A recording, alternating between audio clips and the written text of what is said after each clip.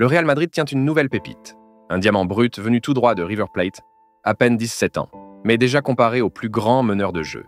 Son nom, Franco Mastantuono. Le Real Madrid a annoncé le 13 juin 2025 la signature de Franco Mastantuono, milieu offensif argentin de 17 ans, en provenance de River Plate. Le contrat s'étend sur 6 ans, jusqu'au 30 juin 2031, et la clause de résiliation a été activée par le club espagnol. Mastantuono rejoindra officiellement le Real Madrid le 14 août 2025, jour de son 18e anniversaire, une date fixée en raison de sa majorité légale.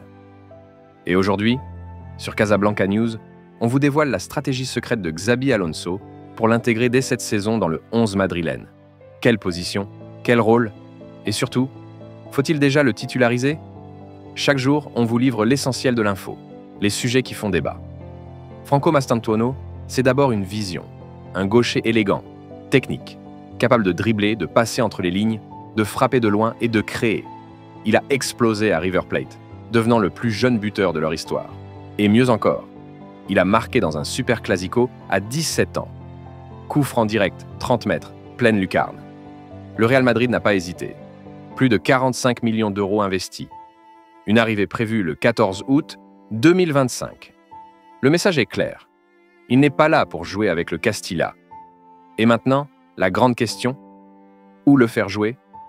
Voici les 3 options tactiques que pourrait privilégier Xabi Alonso. Et maintenant, la grande question, où le faire jouer? Voici les 3 options tactiques que pourrait privilégier Xabi Alonso. Le 4-2-3-1, avec Mastantuono en numéro 10. Juste derrière Endrick, entouré de Vinicius et Rodrigo ou Brahim. Mastantuono serait le lien entre le milieu et l'attaque. Une vraie sentinelle créative. Avantage, liberté totale. Inconvénient, repli défensif à renforcer. Le 4-3-3 avec Mastantuono en relayeur gauche, dans un rôle proche de ce qu'occupait Modric ou récemment Arda Güler. Il attaque, mais avec couverture de Camavinga ou Tchouaméni derrière. Avantage, montée progressive. Idéal pour la Liga. Le 4-4 de Losange, avec Mastantuono en soutien de 2 attaquants. Imaginons un duo Endrick-Rodrigo et Franco en 10 libre. Ce système pourrait permettre à Xabi d'exprimer sa science du pressing et du jeu vertical, très offensif, mais exige équilibre au milieu. La stratégie de Xabi pour l'intégrer. Chez Xabi Alonso, rien n'est laissé au hasard. Mastantuono est jeune, mais prêt à apprendre. Xabi pourrait s'inspirer de l'intégration réussie de Güler cette saison. Voici la feuille de route probable. Étape 1. Entrées en jeu en Liga et Copa del Rey dès septembre-octobre. Étape 2. Titularisation contre les blocs bas. Cadiz, Alaves, Getafe. Étape 3. Alternance avec Brahim Diaz et Valverde en fonction des profils. Étape 4. Présence dans le groupe. Ligue des Champions et Supercoupe dès janvier. Objectif, faire de Franco une option sérieuse d'ici février 2026 et potentiellement un titulaire pour la saison suivante, au moment du renouvellement générationnel du milieu. Franco arrive dans un vestiaire rempli de talents. Bellingham, Valverde, Güler, Camavinga, Brahim, mais il possède un profil unique. Là où Bellingham est explosif, lui est plus posé. Là où Güler dribble en finesse, lui distribue dans le tempo. Et surtout, il comprend le jeu. Ce que Xabi Alonso adore. Ce transfert confirme une tendance forte. Le Real Madrid anticipe l'avenir. Après Vinicius, Rodrigo, Endrick, Güler, Arda, c'est maintenant Mastantuono qui rejoint le projet. Le club construit son futur autour de la jeunesse sud-américaine, avec un style plus technique, plus rapide, plus moderne. Et Franco, lui, pourrait bien en devenir le chef d'orchestre. Alors, supporter du Real, à vous la parole maintenant. Quel poste vous semble le mieux adapté à ses qualités? Est-ce qu'il doit remplacer Brahim Diaz ou concurrencer Güler directement? Nous sommes maintenant dans une autre phase. Les fans du Real Madrid demandent toujours un 9 au Real Madrid. En tant que fan du Real Madrid, je vous présente 2 monstres. Serhou Guirassy, buteur du Borussia Dortmund, et Victor Gyökeres, phénomène du Sporting Portugal. Qui est le meilleur choix pour le Real Madrid?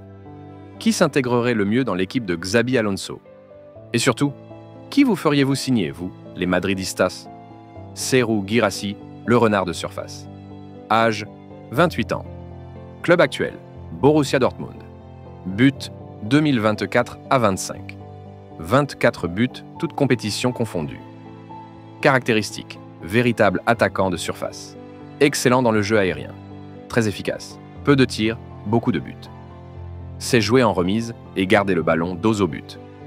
Victor Gyökeres, le 9 moderne. Âge 26 ans. Club actuel.